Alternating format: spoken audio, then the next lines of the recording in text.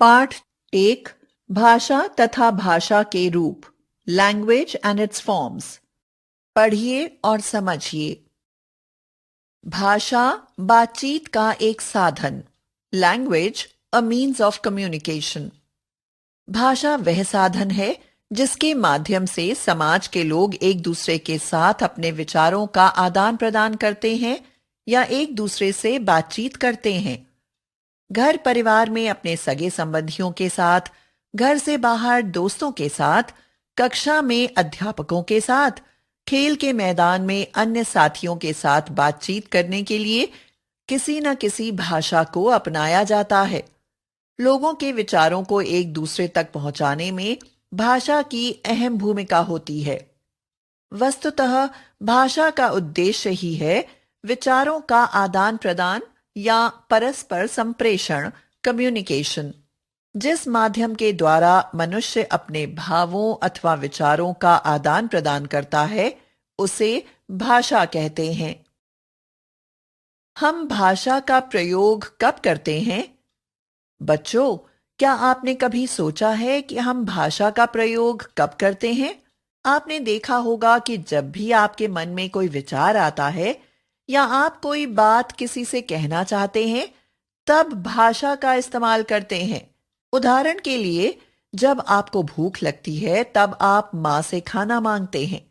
छोटे भाई या बहन पर गुस्सा आता है तो उन्हें डांटते हैं, या कक्षा में जब कोई गलती हो जाती है तो टीचर से माफी मांगते हैं। इसका अर्थ यही है कि जब भी हमें किसी से कुछ कहना होता है या हमारे मन में कोई विचार आता है, तब अपने मन की बात दूसरे तक पहुंचाने के लिए हम भाषा का प्रयोग करते हैं। भाषा कहां से आती है? अब प्रश्न उठता है कि यह भाषा कहां से आती है। आप जानते ही हैं कि भाषा मनुष्य के मुख से उच्चारित होती है। भाषा के अंतर्गत हम लोग तरह तरह के वाक्यों का उच्चारण करते हैं। इन वाक्यों की रचना विभिन्न शब्दों, पदों से होती है और ये शब्द बनते हैं विभिन्न ध्वनियों, स्वर एवं व्यंजन के सार्थक मेल से।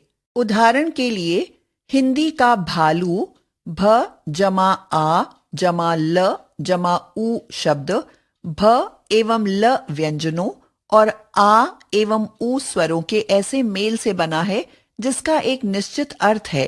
इन्हीं ध्वनियों के और तरह से भी मेल हो सकते हैं, जैसे लूभा ल जमा उ जमा भ जमा आ, या लाभू ल जमा आ जमा भ जमा उ आदि, पर इनका हिंदी में कोई अर्थ नहीं है, अतः ये शब्द नहीं कहे जा सकते। इसलिए यह कहा जाता है कि शब्दों की रचना ध्वनियों के सार्थक या अर्थवान मेल से ही होती है। हर भाषा के अपने नियम। इसके अलावा यह भी ध्यान रखना चाहिए कि हर भाषा की अपनी नियम व्यवस्था होती है, या उसमें कुछ नियम होते हैं जो यह तय करते हैं कि वाक्य में प्रयुक्त होते समय शब्द किस स्थान पर आएंगे, अर्थात वाक्य में उनका क्रम क्या होगा और उसमें कौन सा प्रत्यय लगेगा आदि। उदाहरण के लिए, हिंदी तथा अंग्रेजी के वाक्यों में शब्दों, पदों का क्रम उस भाषा की नियम व्यवस्था के आधार पर इस प्रकार होता है। हिंदी, बच्चा खाना खा रहा है। बच्चा कर्ता, खाना कर्म, खा रहा है क्रिया। अंग्रेजी, the child is taking food. The child कर्ता, इज टेकिंग क्रिया, फूड कर्म। भाषा का संबंध केवल मनुष्य से। उपर्युक्त चर्चा के बाद भाषा के विषय में निम्नलिखित मुख्य बातें कही जा सकती हैं। भाषा मनुष्य के मुख से उच्चारित होती है। भाषा में विभिन्न ध्वनियां होती हैं जिनके सार्थक मेल से शब्दों की रचना होती है। संसार की विभिन्न वस्तुओं के प्रतिनिधि ये शब्द प्रतीक होते हैं। जैसे कमल के फूल के लिए कमल शब्द ध्वनि प्रतीक है। इन्हीं शब्दों का प्रयोग हम वाक्यों में करते हैं और वाक्यों का प्रयोग वार्तालाप या बातचीत में। हर भाषा के अपने नियम होते हैं जो उस भाषा को नियंत्रित, कंट्रोल करते हैं। भाषा का उद्देश्य होता है विचारों का आदान प्रदान या संप्रेषण। मानवेतर संप्रेषण, एनिमल कम्युनिकेशन को भाषा नहीं कह सकते। ध्यान रखिए, पशु पक्षी जो तरह तरह की ध्वनियां उच्चारित करके परस्पर संप्रेषण करते हैं, उसे भाषा नहीं कहा जाता। भाषा की परिभाषा। ऊपर दी गई चर्चा के बाद अब हम भाषा की परिभाषा इस प्रकार दे सकते हैं। भाषा मानव मुख से उच्चारित ध्वनि प्रतीकों की ऐसी व्यवस्था है जिसके माध्यम से समाज के लोग एक दूसरे के साथ अपने विचारों का आदान प्रदान करते हैं। भाषा के दो रूप। आप यह तो जानते ही हैं कि विचारों का आदान प्रदान बोलकर तथा लिखकर किया जा सकता है। जब वक्ता स्पीकर तथा श्रोता लिसनर आमने सामने होते हैं, तब वे बोलकर अपनी बात एक दूसरे तक पहुंचाते हैं, और जब आमने सामने नहीं होते तब लिखकर। इसी आधार पर भाषा के दो रूप सामने आते हैं, मौखिक या उच्चारित रूप ओरल फॉर्म तथा लिखित रूप रिटन फॉर्म। मौखिक या उच्चारित भाषा ओरल लैंग्वेज, यह भाषा के बोलचाल का रूप है। भाषा का यही रूप प्रमुख और पुराना है। संभवतः जिस दिन से मनुष्य ने जन्म लिया होगा उसी दिन से बोलना प्रारंभ कर दिया होगा, परंतु भाषा के इस रूप की कमी यह है कि उच्चरित होते ही यह समाप्त हो जाता है। अतः यह रूप अस्थायी, अनस्टेबल एवं क्षणिक, टेम्पररी है। जब वक्ता श्रोता आमने सामने हैं तब तो बातचीत की जा सकती है, पर श्रोता कहीं दूर है तब इस रूप के माध्यम से संप्रेषण कठिन होता है। यह ध्यान रखना चाहिए कि उच्चारित भाषा की आधारभूत इकाई ध्वनि होती है। लिखित भाषा रिटन लैंग्वेज। भाषा के लिखित रूप का विकास तब हुआ होगा जब मनुष्य ने अपने मन की बात दूर बैठे व्यक्ति तक या आने वाली पीढ़ी तक पहुंचाने की सोचा होगा। इस कार्य के लिए मौखिक भाषा की ध्वनियों के लिए तरह तरह की आकृति वाले लिखित चिन्ह विकसित किए गए होंगे। उच्चरित ध्वनियों के लिए विकसित ये लिखित चिन्ह ही लिपि चिन्ह या वर्ण कहे जाते। मौखिक भाषा तथा लिखित भाषा में अंतर। मौखिक भाषा, लिखित भाषा। एक, यह भाषा का प्राचीनतम रूप है। यह रूप बहुत बाद में विकसित हुआ। दो, यह भाषा का अस्थायी रूप है। यह भाषा का स्थायी रूप है। तीन, यह रूप उच्चारित होते ही समाप्त हो जाता है। यह दीर्घ काल तक बना रह सकता है। चार, इसे व्यक्ति बिना प्रयास के स्वतः सीख लेता है। यह प्रयास और अभ्यास से ही सीखा जाता है। पांच, यह भाषा का प्रधान रूप है। यह भाषा का गौड़ रूप है। छह, इस रूप की आधारभूत इकाई ध्वनि है। इसकी आधारभूत इकाई वर्ण है। लिपि या लेखन व्यवस्था। हम यह बता चुके हैं कि मौखिक या उच्चरित भाषा को स्थायी रूप देने के लिए लिखित भाषा का विकास हुआ।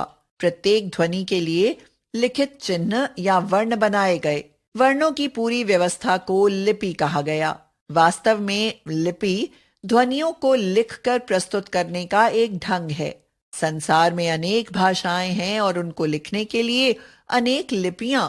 आप जानते ही हैं कि हिंदी, मराठी, नेपाली, बोडो, संस्कृत आदि अनेक भाषाएं देवनागरी लिपि में लिखी जाती हैं। अंग्रेजी, फ्रेंच, जर्मन, पोलिश आदि भाषाएं रोमन लिपि में लिखी जाती हैं। वैसे किसी भी भाषा को किसी भी लिपि में लिखा जा सकता है। नीचे दी गई तालिका में कुछ प्रमुख भाषाओं और उनकी लिपियों के नाम दिए जा रहे हैं। भाषाएं, लिपियां। हिंदी, संस्कृत, मराठी, नेपाली, बोडो आदि देवनागरी। अंग्रेजी, फ्रेंच, जर्मन, स्पेनिश, इटालियन आदि रोमन। पंजाबी, गुरुमुखी। गुजराती, गुजराती। अरबी, फारसी, उर्दू, फारसी। रूसी, बुल्गेरियन आदि रूसी। ध्यान रखिए, भाषा की ध्वनियों को लिखित रूप में प्रकट करने के लिए निश्चित किए गए चिन्हों, वर्णों की व्यवस्था को लिपि कहते हैं। भाषा, बोली तथा उपभाषा। हर भाषा का क्षेत्र बहुत बड़ा होता है। उदाहरण के लिए हिंदी एक भाषा है और उसका क्षेत्र एक ओर मध्य प्रदेश, राजस्थान, हरियाणा तक फैला हुआ है, तो दूसरी ओर दिल्ली, उत्तर प्रदेश तथा बिहार तक। इन सभी क्षेत्रों में भाषा में भौगोलिक दृष्टि से अंतर आ जाता है। अतः एक ही भाषा के अलग अलग क्षेत्रीय रूप विकसित हो जाते हैं। इस बात को इस तरह समझिए कि जिस तरह की हिंदी बिहार में बोली जाती है, वैसी हरियाणा में नहीं बोली जाती, और जिस तरह की राजस्थान में बोली जाती है, वैसी उत्तर प्रदेश के पहाड़ी इलाकों में नहीं बोली जाती। भाषा में आने वाले ये अंतर भौगोलिक क्षेत्र के बदल जाने के कारण है।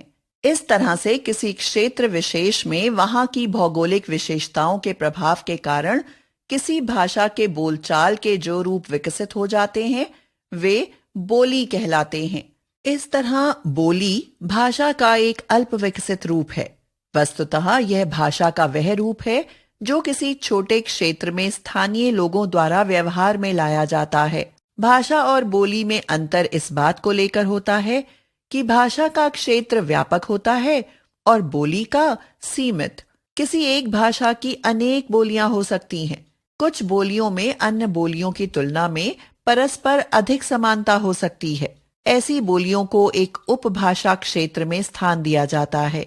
उदाहरण के लिए मैथिली, भोजपुरी तथा मगधी तीनों हिंदी की बोलियां हैं और अन्य बोलियों की तुलना में तीनों में परस्पर अधिक समानता पाई जाती है। अतः इन तीनों को बिहारी हिंदी नामक उपभाषा क्षेत्र में रखा जाता है। अतः ध्यान रखिए, भाषा की तुलना में उपभाषा का क्षेत्र छोटा होता है पर बोली से बड़ा होता है। हिंदी और उसकी बोलियां, हिंदी एंड इट्स डायलेक्ट्स।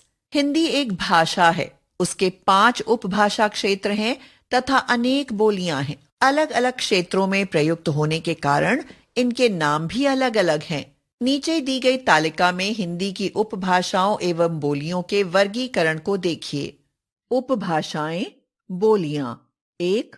पश्चिमी हिंदी, खड़ी बोली, हरियाणवी, ब्रिज भाषा, कन्नौजी, बुंदेली। 2. पूर्वी हिंदी, अवधी, बघेली, छत्तीसगढ़ी। 3. बिहारी हिंदी, भोजपुरी, मगही, मैथिली। 4. पहाड़ी हिंदी, कुल्लुई, गढ़वाली, कुमाऊनी। 5. राजस्थानी हिंदी, जयपुरी, निमाड़ी, मालवी, मारवाड़ी, भीली। इन बोलियों और उपभाषाओं में कुछ उच्च कोटि के साहित्य की भी रचना हुई है। नीचे हम कुछ प्रमुख रचनाओं और उनके रचनाकारों के नाम दे रहे हैं। रचनाकार, रचना, बोली, भाषा, उपभाषा। मैथिल कोकिल विद्यापति, पदावली। मैथिली, बिहारी हिंदी, गोस्वामी तुलसीदास, रामचरितमानस। अवधी, पूर्वी हिंदी, मलिक मोहम्मद जायसी, पद्मावत। अवधी, पूर्वी हिंदी, सूरदास, सूरसागर। ब्रिज भाषा, पश्चिमी हिंदी और उसकी शैलियां, हिंदी, उर्दू और हिंदुस्तानी। जिस तरह से अलग अलग क्षेत्रों में प्रयुक्त होने के कारण किसी भाषा की विभिन्न बोलियां सामने आती हैं, उसी तरह शब्दावली एवं प्रयोग की विविधता के कारण उस भाषा की विभिन्न शैलियां सामने आती हैं। बच्चों, आप लोग 3 शब्दों हिंदी, उर्दू और हिंदुस्तानी से तो अवश्य परिचित होंगे। ये तीनों अलग अलग 3 भाषाएं नहीं हैं, बल्कि हिंदी भाषा की ही 3 शैलियां हैं।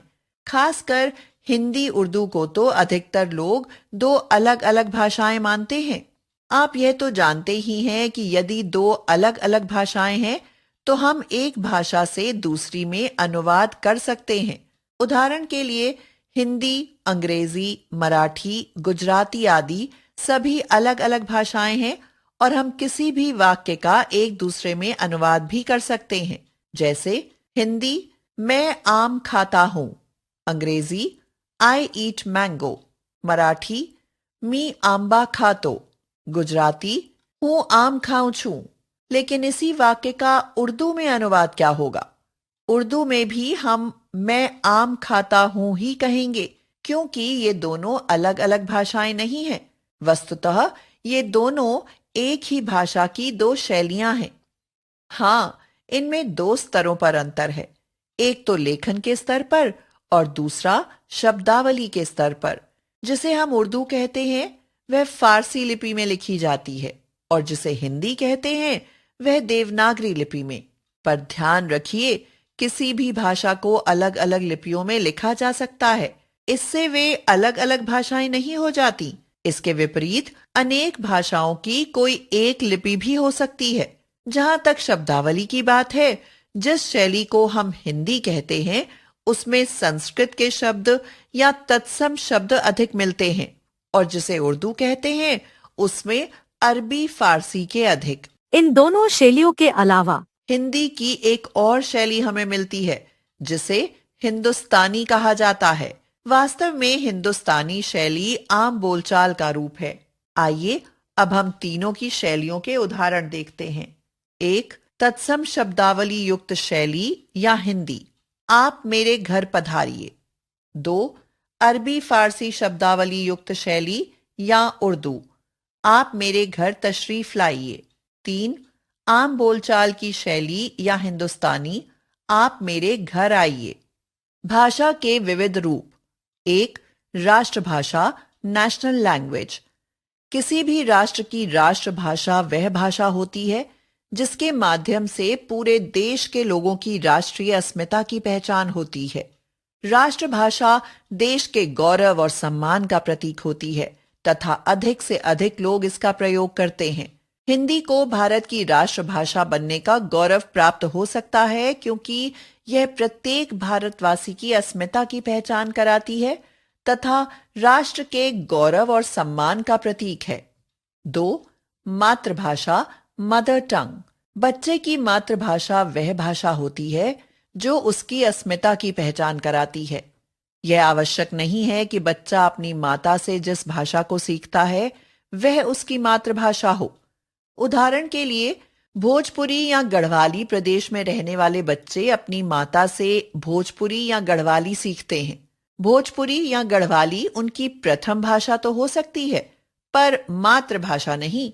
यदि बड़े होकर ये दोनों बच्चे विदेश में जाते हैं और वहां इनसे कोई पूछता है कि तुम्हारी मातृभाषा क्या है, तो ये भोजपुरी या गढ़वाली नहीं बताते बल्कि हिंदी को अपनी मातृभाषा बताते हैं क्योंकि इनकी अस्मिता की पहचान हिंदी के साथ जुड़ी है, न कि भोजपुरी और गढ़वाली के साथ। तीन, संपर्क भाषा लिंक लैंग्वेज। किसी भी बहुभाषा भाषी देश में जहां अलग अलग प्रांतों में अलग अलग भाषाएं बोली जाती हैं, वहां यह समस्या आती है कि एक प्रांत के लोग दूसरे प्रांत के लोगों से किस भाषा में संपर्क करें। उदाहरण के लिए, भारत की स्थिति पर ध्यान दीजिए। बंगाल में रहने वाला व्यक्ति यदि तमिलनाडु के व्यक्ति से संपर्क करना चाहे तो वह किस भाषा में संपर्क करे? तमिल उसे नहीं आती और तमिल भाषा भाषी को बांग्ला नहीं आती। ऐसी स्थिति में वे दोनों या तो अंग्रेजी में बात करते हैं या हिंदी में। अतः अंग्रेजी तथा हिंदी भारत की संपर्क भाषाएं हैं। आज हिंदी का प्रचार प्रसार इतना अधिक बढ़ गया है कि प्रयोग के स्तर पर हिंदी का स्थान संपर्क भाषा के रूप में सबसे ऊपर है। चार, राजभाषा। राजभाषा वह भाषा होती है जिसका प्रयोग राजकीय कामकाज में किया जाता है। संविधान के अनुच्छेद 343 के अनुसार संघ की राजभाषा हिंदी तथा लिपि देवनागरी है। भारत के अनेक राज्य जैसे दिल्ली, उत्तर प्रदेश, हिमाचल प्रदेश, राजस्थान, मध्य प्रदेश, बिहार, झारखंड आदि हिंदी क्षेत्र कहलाते हैं तथा इन प्रदेशों में सरकारी कामकाज राजभाषा हिंदी में ही किया जाता है। ध्यान रखिए, यह आवश्यक नहीं है कि मातृभाषा वही भाषा हो जिसे बच्चा सबसे पहले अपनी माता से या अपने परिवार से सीखता है। संविधान द्वारा अष्टम सूची में स्वीकृत भाषाएं। भारतीय संविधान में अष्टम सूची के अंतर्गत निम्नलिखित 22 भाषाओं को स्वीकृति प्रदान की गई है: असमिया, बांग्ला, बोडो, डोगरी, गुजराती, हिंदी, कन्नड़, कश्मीरी, कोंकणी, मराठी, मलयालम, मणिपुरी, मैथिली, नेपाली, उड़िया, पंजाबी, संस्कृत, संथाली, सिंधी, तमिल, तेलुगु तथा उर्दू। व्याकरण, ग्रामर। जब कोई व्यक्ति किसी भाषा को सीखता है तो वह अनेक प्रकार की गलतियां करता है। यह भी हो सकता है कि जिस व्यक्ति से वह भाषा सीख रहा है वह स्वयं गलतियां कर रहा हो। ऐसी स्थिति में भाषा के सही नियमों की जानकारी होना आवश्यक है, क्योंकि आपको बताया जा चुका है कि भाषा नियम संचालित, नियमों से चलने वाली व्यवस्था है। Language is the rule governed behaviour. भाषा के ये नियम ही यह बताते हैं कि कौन सा वाक्य शुद्ध है और कौन सा अशुद्ध, तथा कोई वाक्य शुद्ध या अशुद्ध क्यों है। उदाहरण के लिए, बच्चे ने चाय पिया वाक्य अशुद्ध है। इसका शुद्ध रूप होगा बच्चे ने चाय पी, क्योंकि हिंदी भाषा का नियम है कि जब कर्ता के बाद कोई परसर्ग लगा होता है तो क्रिया कर्म की संज्ञा के अनुसार बदलती है। इस वाक्य में आया चाय शब्द चूंकि स्त्रीलिंग शब्द है, इसलिए क्रिया इसी के अनुसार बदलेगी। अतः इस वाक्य में पिया क्रिया के स्थान पर पी क्रिया का प्रयोग होना चाहिए। इस तरह भाषा सीखने का अर्थ है उस भाषा के नियमों का सही ज्ञान प्राप्त करना। अब प्रश्न उठता है कि भाषा के नियमों की जानकारी हमें कहां से मिलेगी? भाषा के नियमों की जानकारी मिलती है व्याकरण से। व्याकरण भाषा के नियमों का संकलन, कलेक्शन है। व्याकरण हमें यह बताता है कि भाषा का कौन सा रूप सही है और कौन सा गलत, तथा कोई रूप गलत या सही है तो क्यों है। ध्यान रखिए, व्याकरण वह शास्त्र है जिसके अंतर्गत किसी भाषा के नियमों का अध्ययन किया जाता है। व्याकरण की परिभाषा। भाषा के समस्त नियमों का अध्ययन एक स्थान पर रखकर जिस शास्त्र के अंतर्गत किया जाता है उस शास्त्र को व्याकरण कहते हैं। व्याकरण के अंग। व्याकरण के अंतर्गत विभिन्न स्तरों पर भाषा का अध्ययन किया जाता है। ये स्तर ही व्याकरण के अंग कहलाते हैं। व्याकरण के अंग इस प्रकार हैं। व्याकरण के अंग: वर्ण विचार, शब्द विचार, वाक्य विचार। 1. वर्ण विचार। इसके अंतर्गत ध्वनि तथा वर्ण से संबंधित सभी विषयों का अध्ययन किया जाता है। 2. शब्द विचार। शब्द विचार के अंतर्गत शब्द, शब्द भेद, शब्दों के विभिन्न रूप आदि का अध्ययन किया जाता है। 3. वाक्य विचार। वाक्य विचार के अंतर्गत पदबंध, उपवाक्य, वाक्य, वाक्य भेद आदि का अध्ययन किया जाता है। हमने सीखा, भाषा का संबंध मनुष्य के मुख से उच्चारित होने वाली ध्वनियों की व्यवस्था से है। भाषा का उद्देश्य है संप्रेषण या विचारों का आदान प्रदान। भाषा के 2 रूप होते हैं, मौखिक और लिखित। मौखिक रूप की आधारभूत इकाई ध्वनि है तथा लिखित रूप की वर्ण। ध्वनियों, वर्णों के लिखने के ढंग को लिपि कहते हैं। बोली किसी भाषा का क्षेत्रीय रूप होता है तथा शैली का जन्म शब्दावली और प्रयोग वैविध्य के कारण होता है। हिंदी का क्षेत्र बहुत व्यापक है और इसकी भी अनेक बोलियां हैं। हिंदी, उर्दू तथा हिंदुस्तानी। हिंदी की 3 शैलियां हैं। भाषा के विविध रूपों के अंतर्गत राष्ट्रभाषा, मातृभाषा, संपर्क भाषा तथा राजभाषा की संकल्पनाएं सामने आती हैं। व्याकरण वह शास्त्र है जिसके अंतर्गत भाषा के नियमों का अध्ययन किया जाता है। व्याकरण यह बताता है कि भाषा का कौन सा रूप शुद्ध है और कौन सा अशुद्ध। व्याकरण के प्रमुख 3 अंग हैं: वर्ण विचार, शब्द विचार तथा वाक्य विचार।